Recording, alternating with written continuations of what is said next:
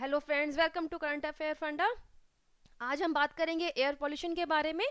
इस वीडियो को शुरू करने से पहले, जैसे कि आपको दिखाई दे रहा है कि इस वीडियो के नीचे सब्सक्रिप्शन का एक ऑप्शन है, तो आप अगर हमारा वीडियो पहली बार देख रहे हैं so please subscribe our channel. आप इस वीडियो को लाइक कर सकते हैं, इस वीडियो पे अपने कमेंट दे सकते हैं और साथ में इसको शेयर भी कर सकते हैं। Let us start. आज हम बात करेंगे एयर पॉल्यूशन के बारे में। सबसे पहले हम देखते हैं कि एयर पॉल्यूशन क्या है, इसकी डेफिनेशन क्या है, हम किस कंडीशन को हम एयर पॉल्यूशन कहते हैं।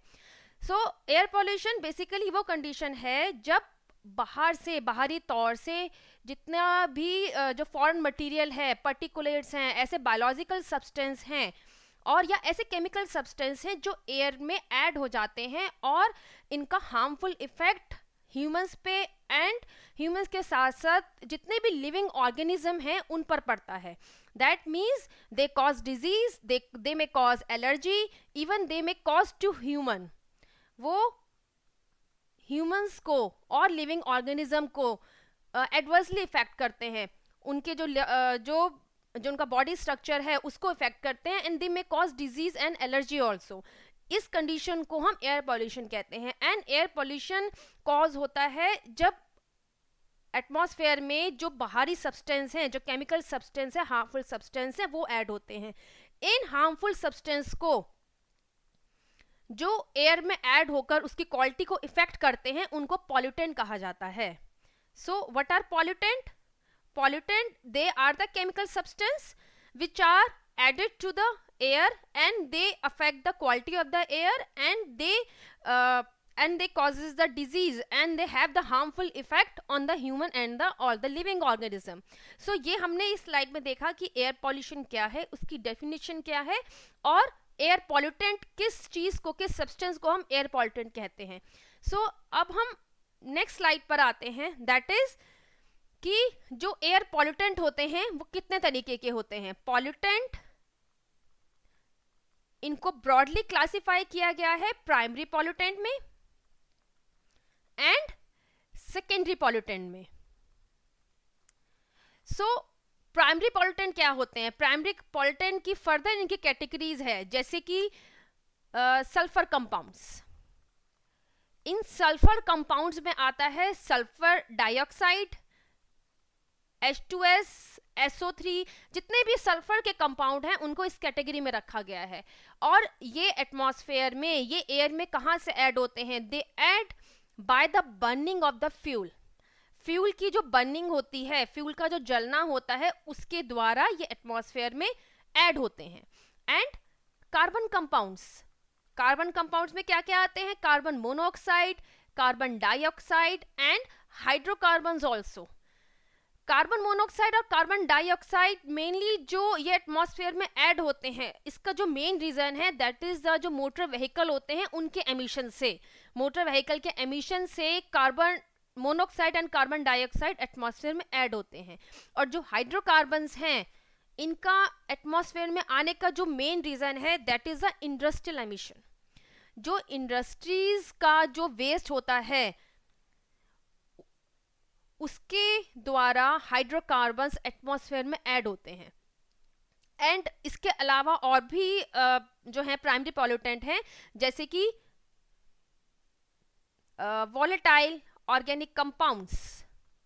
ये वॉलेटाइल ऑर्गेनिक कंपाउंड्स कहाँ से आते हैं? They also come from the industries. जो दैट मीन्स जितनी भी इंडस्ट्रीज सेटअप जो हो चुकी हैं, उनका जो वेस्ट मटेरियल होता है उसके द्वारा ये ऑर्गेनिक कंपाउंड एटमॉस्फेयर में ऐड होते हैं। एंड देन इसके अंदर हम एक कैटेगरी और ले सकते हैं, that is the halogen compounds. Halogen compounds में आता है हाइड्रोजन फ्लोराइड एंड HCl। इसको भी हम प्राइमरी पॉल्यूटेंट की कैटेगरी में रखते हैं। What about the secondary pollutant? Secondary pollutant होते हैं जैसे कि ozone, O3 and pan, that is the परऑक्सी acetyl nitrate. परऑक्सी acetyl nitrate, ये जो सेकेंडरी पॉल्यूटेंट हैं ये किस तरीके से एटमॉस्फेयर में आते हैं, इसका हम जो आने वाली स्लाइड्स हैं उसके बारे में हम डिस्कस करेंगे। लेकिन पहले हम देखते हैं जो प्राइमरी पॉल्यूटेंट है। प्राइमरी पॉल्यूटेंट को हमने क्लासिफाई किया था sulphur compounds, carbon compounds and the nitrogen compounds also. So first is a sulfur compound, second is a carbon compound, third is a volatile organic compound, fourth is a halogen compound and fifth is a nitrogen compounds. ये जो nitrogen compounds हैं that means NO nitric oxide, nitrogen dioxide, ये कहाँ से आते हैं, और ammonia also, they come from the combustion of the fuel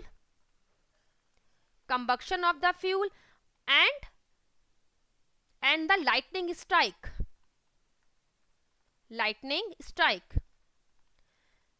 So these are the primary pollutants: sulfur compound, carbon compound, third is a volatile organic compounds, fourth is halogen compounds and nitrogen compounds.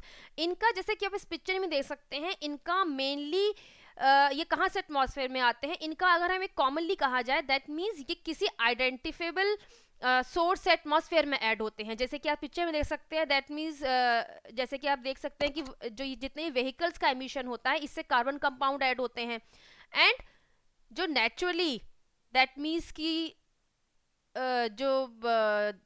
ये जो nitrogen compounds हैं ये lightning strike से atmosphere में add होते हैं. और जो वोलेटाइल ऑर्गेनिक कंपाउंड है ये इंडस्ट्रियल एमिशन से एटमॉस्फेयर में ऐड होते हैं. So these are the sources of primary pollutant का जो एटमॉस्फेयर में एडिशन है वो कहाँ से होता है. Next come the secondary pollutant. अब हम बात करेंगे सेकेंडरी पॉल्यूटेंट के बारे में. उससे पहले हम देखते हैं कि जो पॉल्यूशन को जो मापने की यूनिट है, यानी किस तरीके से पॉल्यूशन, एयर पॉल्यूशन को नापा जाता है कि इस वक्त जो एयर की कंडीशन क्या है, वहां पे पॉल्यूशन का जो पैरामीटर है वो क्या है. That is AQI. AQI is a air quality index. Air quality index actual में है क्या? एयर क्वालिटी इंडेक्स एक तरीके का नंबर है जिसको गवर्नमेंट एजेंसीज यूज करती हैं टू कन्वे द पब्लिक कि इस वक्त एयर की कंडीशन क्या है. So that is mainly a number जो एयर की कंडीशन को बताती है. और ये कैलकुलेट कैसे की जाती है? किसी भी एक पर्टिकुलर जो पॉल्यूटेंट है उसकी एक एवरेज पीरियड ऑफ टाइम में क्या कंडीशन रही है वो एयर मॉनिटर के द्वारा नापा जाता है और उसके बाद ये एयर क्वालिटी इंडेक्स दिया जाता है. सो जैसे कि आप इस टेबल में देख सकते हैं कि जिस तरीके से इसका नंबर यहाँ पे डिनोट हो रहा है उसी तरीके से जो उसका हेल्थ कंसर्न है, दैट मीन्स कि एयर की क्वालिटी क्या है और किस तरीके से हमें वो इफेक्ट कर रही है, वो सब इस टेबल में है. फॉर एग्जाम्पल 0 to 50 के बीच में अगर AQI है, एयर क्वालिटी इंडेक्स है, that is good for our health. अगर वो 50 से एग्जिस्ट करती है और वो 100 के अंदर है, that means it has moderate effect. अगर वो 150 तक आ रही है that means it is unhealthy for the sensitive groups. That means जो बच्चे हैं और जो कि अस्थमा के पेशेंट हैं तो उनके लिए ये जो लेवल है ये हार्मफुल साबित हो सकता है. अगर ये लेवल 200 तक आ रहा है that means it is unhealthy. और जैसे कि आप देख रहे हैं कि जो इनके कलर डिनोट हो रहे हैं, जो इन स्ट्रिप्स के कलर हैं, ये भी उस चीज को सिंबलाइज करते हैं. Green means good, yellow means moderate, orange means maybe it is harmful effect on a certain group. Red आ रहा है दैट मीन्स ये पूरी तरीके से अनहेल्दी है. और अगर ये 300 तक पहुंच जाता है दैट मीन्स वेरी अनहेल्दी. और अगर 500 तक आ जाता है मीन्स ये बहुत ज्यादा हार्मफुल है. So this is the air quality index जिसके द्वारा एयर पॉल्यूशन की कंडीशन को नापा जाता है. This is the pollution map of India जिसमें सितंबर 2015, अक्टूबर, नवंबर, दिसंबर और जनवरी 16 तक का डाटा गिवन है. जैसे कि आप इस डाटा में देख सकते हैं कि जितने भी नॉर्थ इंडिया के शहर हैं वहां पर AQI that means air quality index की कंडीशन साउथ के शहर से बदतर हालत में है. दिल्ली का जैसे हम एग्जांपल लेते हैं, दिल्ली में सितंबर 15 में 194 AQI था, अक्टूबर में 264, नवंबर में 360 एंड दिसंबर में 293. सो जब नवंबर में दिवाली के आसपास आप देख सकते हैं कि बहुत ज़्यादा AQI बढ़ जाता है. दैट मीन्स उस वक्त जो एटमॉस्फेयर जो पॉल्यूशन लेवल होता है वो हाई होता है. और उसके बाद जनवरी 16 दैट मीन्स अगेन 362 ये पहुंच जाता है. ये जो टाइम है जनवरी 16 का, इसके आसपास फॉग एटमॉस्फेयर में होता है एंड ड्यूरिंग विंटर पॉल्यूशन की कंडीशन और ज़्यादा वर्स हो जाती है बिकॉज उस वक्त पे जो एयर का फ्लो होता है, जो हवा होती है वो रुकी हुई होती है. सो देयरफॉर एक उसका रीज़न एक ये भी हो सकता है कि उस वक्त पे जो पॉल्यूशन का लेवल है, जो पॉल्यूशन है वो क्लोज टू द सरफेस ही ट्रैप हो जाता है। That is may be the reason कि जनवरी 16 में काफी ज्यादा हाई वैल्यू रिकॉर्ड की गई थी। और इससे पहले मैंने बताया कि जितने भी साउथ इंडिया के जो शहर हैं वहां पर जो एयर क्वालिटी इंडेक्स है वो इससे अच्छी हालत में है नॉर्थ इंडिया के शहर के मुकाबले। Now come to the secondary pollutant. हम सेकेंडरी पॉल्यूटेंट के बारे में बात करते हैं, जिसमें ये जो सेकेंडरी पॉल्यूटेंट है और फोटोकेमिकल स्मोक है, इसके रिलेटेड क्वेश्चन एसएससी जो सीजीएल है और जितने भी कॉम्पिटिटिव एग्जाम है उसमें काफ़ी ज़्यादा क्वांटिटी में पूछे जाते हैं। हर साल एक क्वेश्चन इस मैटर पे ज़रूर पूछा जाता है कि that is what is photochemical smoke, और या फिर इसका कंपोजिशन क्या है, किस तरीके से फॉर्म होता है, और या ब्राउन एयर क्या है। इस तरीके के पैटर्न में इस टॉपिक से रिलेटेड क्वेश्चन पूछे जाते हैं। Now come to the photochemical smoke. As जिससे कि इससे पहले स्लाइड में बताया गया है कि फोटोकेमिकल स्मोक क्या है, it is a secondary pollutant. It is a secondary pollutant. और सेकेंडरी पॉल्यूटेंट क्या होते हैं? सेकेंडरी पॉल्यूटेंट होते हैं मींस सेकेंडरी पॉल्यूटेंट मींस वो पॉल्यूटेंट जो कि एटमॉस्फेयर में प्राइमरी पॉल्यूटेंट से ही बनते हैं with the reaction of sunlight. That means secondary pollutant are formed in the atmosphere जब प्राइमरी पॉल्यूटेंट रिएक्ट करते हैं in the presence of sunlight plus sunlight, तो सेकेंडरी पॉल्यूटेंट का फॉर्मेशन होता है। और सेकेंडरी पॉल्यूटेंट की कैटेगरी में हम दो पॉल्यूटेंट के बारे में बात करेंगे, that is the ozone and the pan. So ozone and pan और peroxy acetyl nitrate which makes the photochemical smoke. So let us come to the definition. Photochemical smoke is a type of secondary pollutant. ये secondary pollutant का type है that occurs when the chemical given off react with sunlight. Chemical given off means जो primary pollutant sunlight की presence में atmosphere में react कर जाते हैं, they form the secondary pollutant. और photochemical smoke और peroxy acetyl nitrate and ozone जो सा composition है, photochemical smoke is a ozone and peroxy acetyl nitrate. इनका फॉर्मेशन कब होता है? जब प्राइमरी पॉल्यूटेंट सनलाइट की प्रेजेंस में एटमॉस्फेयर में रिएक्ट कर देते हैं। So let us come to the next slide. May B one question may be rise in your mind that smoke और फोटोकेमिकल स्मोक में डिफरेंस क्या है। स्मोक क्या है? स्मोक का फॉर्मेशन तब होता है जब fuel and coal and oil इनकी बर्निंग के द्वारा एटमॉस्फेयर में स्मोक का एडिशन होता है। स्मोक कैसे आता है एटमॉस्फेयर में? जब फ्यूल मींस ईंधन, कोल, कोयला, ऑयल और इन सब के जलने से एटमॉस्फेयर में स्मोक का फॉर्मेशन होता है। और फोटोकेमिकल स्मोक क्या है? Photochemical smoke is ozone and pan, ये मिलकर फोटोकेमिकल स्मोक का फॉर्मेशन करते हैं। सो जैसे कि आप देख रहे हैं कि इस जो पिक्चर में दिखाया गया है कि जब nitrogen oxide and volatile organic compound they react in the presence of sunlight they form the brown photochemical smoke. और इसके अंदर क्या क्या होता है? ओजोन होती है एंड पैन होता है peroxy acetyl nitrate. Peroxy acetyl nitrate. अब इसका फॉर्मेशन किस तरीके से है और किस तरीके से ये एटमॉस्फेयर में ऐड होते हैं, ये हम अब आने वाली स्लाइड्स में देखेंगे। So and they have the harmful effect. For example जैसे कि आप यहाँ पे देख सकते हैं कि O3 is a ozone. May be one question may be rise in your mind, आ सकता है ये क्वेश्चन आपके माइंड में कि ओजोन के बारे में हम कहते हैं कि ओजोन की जो लेयर है वो हमारे लिए काफ़ी ज़्यादा फायदेमंद है। वो हमें यूवी रेस से बचाती है। इससे पहले जो हमने एक दैट मीन्स कि एक वीडियो किया था जिसमें बताया गया था कि ओजोन की एक लेयर है जो कि हमें यूवी रेस से बचाती है। लेकिन हम यहाँ कह रहे हैं कि इट इज़ जो ओजोन है वो एक सेकेंडरी पॉल्यूटेंट है और वो हमें नुकसान दे रही है, बिकॉज ओजोन की लेयर जो अपर सरफेस में इफेक्टिव है वो हमें फ़ायदा देती है, लेकिन अगर ओजोन गैस हमारे नियर आए, अगर वो हमारे पास हो तो हमें वो हार्म करेगी। It may cause the skin disease और ये आंखों में इरिटेशन देना एंड एंड ये दैट मीन्स कि जो ब्रीथिंग डिफिकल्टीज है वो सब इस जो ओजोन गैस के द्वारा कॉज होती है. सो अब जब ये ओजोन गैस हमारे नियर होगी, जो हम एयर इनहेल कर रहे हैं उसी एयर में ओजोन गैस होगी, सो हमें ये डेफिनेटली ये हमें हार्म करेगी. Come to the next slide. What are the reactions that lead to the secondary pollutant? Secondary pollutant थे ओजोन एंड पैन. अब ऐसे कौन से रिएक्शंस हैं जो कि एटमॉस्फेयर में ओजोन एंड पैन की फॉर्मेशन कर देते हैं? Let us come to this. For example, जैसे कि मैंने कहा जो प्राइमरी पॉल्यूटेंट हैं वो सनलाइट की प्रेजेंस में सेकेंडरी पॉल्यूटेंट की फॉर्मेशन करते हैं. So in this set first reaction is NO plus O2 in the presence, first of all it gives a nitrogen dioxide. ये NO कहाँ से आया? ये NO आया था कंबक्शन प्रोसेस से. It is a primary pollutant. ये एक प्राइमरी पॉल्यूटेंट है और जब ये ऑक्सीजन के प्रेजेंस में रिएक्ट करता है it gives a nitrogen dioxide.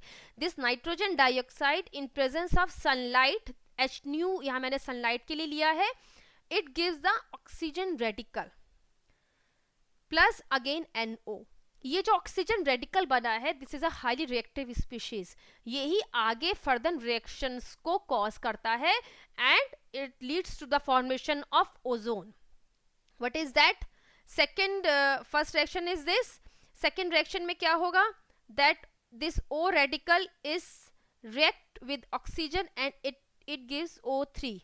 यहां पर बन गई ओजोन की formation which come into the atmosphere and it causes the pollution.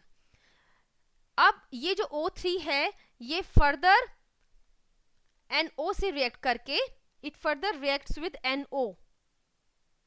उसके बाद ये फिर से O2 बना देता है प्लस NO2 बना देता है. सो ये जो मैंने ये वाला रिएक्शन लिखा है ये reaction is a scavenging reaction. Scavenging reaction, ये स्कैवेंजिंग रिएक्शन इवनिंग में अकर होता है क्योंकि यहाँ पर क्या हो रहा है कि ओजोन जो एटमॉस्फेयर में बनी है एज अ सेकेंडरी पॉल्यूटेंट उसका कंजप्शन हो रहा है. ये फिर से NO से रिएक्ट करके अगेन इसने O2 एंड NO2 बना दिया. NO2 is a primary pollutant. So यहाँ पर ओजोन का कंजप्शन हो रहा है, देयरफॉर इस रिएक्शन को हम स्कैवेंजिंग रिएक्शन कहेंगे. Next set is reaction number 3 जिसमें जो हाइड्रोकार्बन्स हैं that is RC is react with this singlet oxygen. This ये जो ऑक्सीजन रेडिकल है, रेडिकल क्या होते हैं? ऑक्सीजन या रेडिकल उसे कहते हैं जिसमें जो वैलेंस इलेक्ट्रॉन होता है, जो आउटर शेल में इलेक्ट्रॉन होता है वो एक इलेक्ट्रॉन अनपेयर्ड होता है. So therefore here is a formation of radical. This oxygen radical is again react with the hydrocarbon and it leads to the formation of RCO. This RCO is a aldehyde and ketones. Aldehyde and ketones. This aldehyde and ketones is again react with oxygen. It gives the peroxide radical, RCO3 radical. Radical जो species होती हैं ये highly reactive होती हैं. मे वो कुछ भी हो सकता है, वो ऑक्सीजन की हो सकती है, मे बी इट इज जैसे मैंने यहाँ पे बताया कि ये पेरोक्साइड रेडिकल बना, peroxide radical. This peroxide radical is again react with oxygen के साथ, ये react करके बना देता है O3, again ओजोन का फॉर्मेशन हो गया पर प्लस RCO2. ये then fourth set of reaction में that NO nitric oxide is react with this RCO3 peroxide radical के साथ react करके फिर से NO2 बना देता है प्लस RCO2. सो देखिए यहाँ पे फिर से ओजोन का फॉर्मेशन हुआ और ये जो NO2 बना, ये NO2 फिर से इस रिएक्शन को कॉज करेगा जिसमें फिर से ऑक्सीजन रेडिकल बनेगा और फिर से ओजोन का फॉर्मेशन एटमॉस्फेयर में होगा. So these are the reaction which leads to the formation of ozone. What about PAN? अब पैन कैसे बनता है? That means peroxy acetyl nitrate. Peroxy acetyl nitrate का जो फॉर्मेशन है that is hydrocarbons. What are the hydrocarbons? Volatile hydrocarbons. That means volatile जो organic compound है, means aldehyde and ketones यहाँ पर जो बने थे वे in the presence of NO2 nitrogen dioxide which is a primary pollutant plus O2 in the presence of sunlight, they lead to the formation of peroxy acetyl nitrate. This is a formula of PAN. और it में भी right it, इसको ऐसे भी लिखा जा सकता है O O O then N then double bond O and then here is O minus. This is a formula of PAN. So this PAN and O3, they are the secondary pollutant. Together they make the photochemical smoke. Photochemical smoke. And how it is formed? It is formed by these reactions. That means primary pollutant in the presence of sunlight in the atmosphere, they lead to the formation of the secondary pollutant, that means ozone and PAN. What are the health effect of pollution? इसका health पे क्या effect पड़ता है? जो ozone है, जैसे कि मैंने इससे प्रीवियस 2 स्लाइड से पहले जो बताया था कि ओजोन क्या करती है. Ozone first thing is that ये हमारे आईज में बर्निंग, दैट मीन्स कि आईज में जलन होना, एंड देन वाटरी आईज, पानी निकलना आईज में से, एंड इट में also cause a breathing difficulties, सांस लेने में जो परेशानी होती है, that is because of this ozone का जो जब कंटेंट जब ओजोन का लेवल एटमॉस्फेयर में बढ़ जाता है, then it may cause the eyes burning, eyes में जो जलने की सेंसेशन आती है वैसा कुछ महसूस होना, and watery eyes, breathing difficulties, and it may cause the skin disease also. Then pen.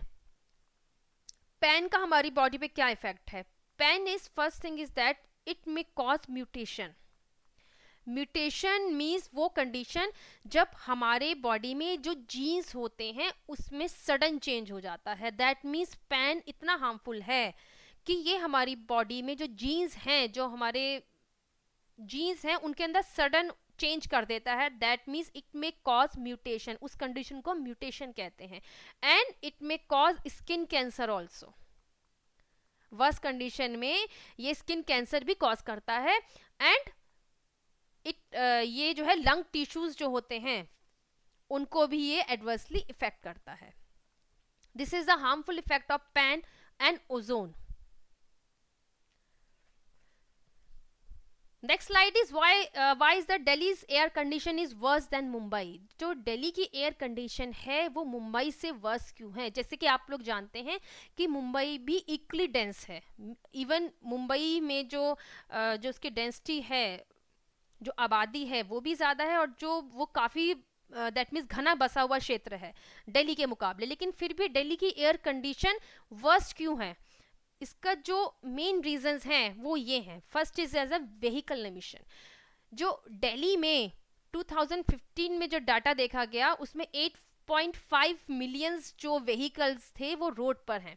That means इतना ज़्यादा एमिशन सिर्फ व्हीकल एमिशन से ही एटमॉस्फेयर में आ रहा है. एंड जैसे कि इससे पहले स्लाइड से बताया गया है, इनका इनकम्प्लीट जब कंबक्शन होता है so they gave the carbon monoxide plus carbon dioxide also, plus sulphur compounds भी एटमॉस्फेयर में आते हैं, एंड प्लस जो ईंधन जलता है उसके द्वारा नाइट्रोजन कंपाउंड में एटमॉस्फेयर में आते हैं. सो देयरफॉर व्हीकल एमिशन का होना, और वो भी एक्सेसिव व्हीकल एमिशन का होना, is the major reason of Delhi's pollution. Second is the industrial emission. Industrial emission से जो हाइड्रोकार्बन्स हैं और जो ऑर्गेनिक कंपाउंड्स हैं वो एटमॉस्फेयर में आते हैं. सो जैसे कि आप जानते हैं कि दिल्ली में चारों तरफ से देखा जाए तो इंडस्ट्रियल एरिया से घिरा हुआ है. एक तरफ दैट मीन्स कि एक तरफ फरीदाबाद है, गुड़गांव है, नोएडा है, ग्रेटर नोएडा है. All these are the industrial areas. So यहाँ पे काफ़ी इंडस्ट्रियल सेटअप्स हैं, उनका जो एमिशन है वो भी दिल्ली की एयर को अफेक्ट कर रहा है. Third is a fuel burning. इससे पहले भी बताया गया है कि फ्यूल बर्निंग से कार्बन डाइऑक्साइड, कार्बन मोनोऑक्साइड का एटमॉस्फेयर में एमिशन होता है. Natural source like dust. जैसे कि आप जानते हैं कि दिल्ली में जो कंस्ट्रक्शन का वर्क है, दैट मीन्स जो बिल्डिंग कंस्ट्रक्शन है, वो वर्क भी काफ़ी ज़्यादा पैमाने पर होता है. So this is the reason like कि जो डस्ट का जो पर्टिकुलेट मैटर्स हैं उनका एटमॉस्फेयर में एडिशन होने का जो मेन रीज़न है वो ये बिल्डिंग कंस्ट्रक्शन ही है, excessive building construction. And last reason is a air flow. Air flow से क्या मतलब है? जो पाकिस्तान और अफगानिस्तान से जो हवाएं बह के दिल्ली की तरफ आती हैं, सो वो जो पंजाब और हरियाणा के ऊपर से जब वो होती हुई जाती हैं, सो पंजाब और हरियाणा में जो रूरल एरिया हैं वहाँ पर जब फसल पक जाती है, सो जो जो स्ट्रॉ होता है, जो ड्राई स्ट्रॉ होता है, जो ड्राई स्ट्रॉ को किसानों के द्वारा जलाया जाना, जब उनकी फसल पक जाती है तो जो ड्राई स्ट्रॉ बचता है उसको वो लोग जलाते हैं और उसका जो धुआं है वो इस एयर फ्लो के साथ दिल्ली की तरफ आता है. So this is the reasons why the Delhi's air condition is worse than the Mumbai. And last thing is that कि जो दिल्ली की प्रॉक्सिमिटी है, एक तो उसके आसपास किसी सी की प्रॉक्सिमिटी नहीं है और सेकंड थिंग कोई ग्रास एरिया या कोई ग्रासी लैंड भी इसके आसपास नहीं है. सो देयरफॉर जो कंडीशन होती है वो और ज़्यादा वर्स होती जाती है. और ड्यूरिंग विंटर्स हवा का रुक जाना और साथ में एयर पॉल्यूशन को दैट मीन्स अर्थ सरफेस के पास ही ट्रैप कर देना, ये भी एक रीज़न हो सकता है कि वाई जो विंटर्स में और ज़्यादा पॉल्यूशन का जो लेवल है वो दिल्ली में बढ़ जाता है. With this we end our session. अगर आपको वीडियो पसंद आया है तो आप उसको लाइक कर सकते हैं, इस वीडियो पे आप कमेंट कर सकते हैं, साथ में इसको शेयर भी कर सकते हैं. This is our current affair page, this are current affair groups जहां अपनी क्यूरी डाल सकते हैं, साथ में अपने कमेंट भी हमें दे सकते हैं. Thanks for listening me. Have a nice day.